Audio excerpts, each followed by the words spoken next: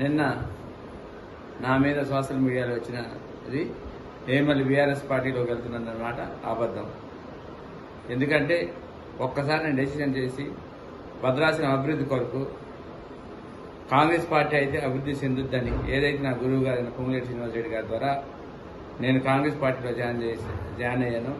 గౌరవ ముఖ్యమంత్రి రేవంత్ రెడ్డి గారి ఆశీస్సులతో మరియు తుమ్మల నాగేశ్వరరావు గారి ఆశీస్సులతో నా గురువు అయిన పొంగులేటి శ్రీనివాసరెడ్డి గారి ఆశీస్సులతో డిప్యూటీ సీఎం బట్టి విక్రమార్క ఆశీస్సులతో భద్రాచలం అభివృద్ధి చెందుద్దని ఆశతో వెళ్ళాను. అదే ఆశతో ఉన్నాను తప్ప వేరేదైతే ఎటువంటి అపోహ చెందొద్దు. ఇది బీఆర్ఎస్ ప్రాపగండా అని నేను ఖచ్చితంగా చెప్తున్నాను.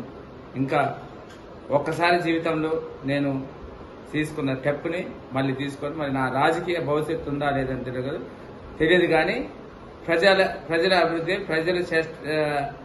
నాకు ఆశీస్సులే ఉన్నాయి. ప్రజలు అభివృద్ధే నాకు ముఖ్యమని మీకు తెలుపుతున్నాను.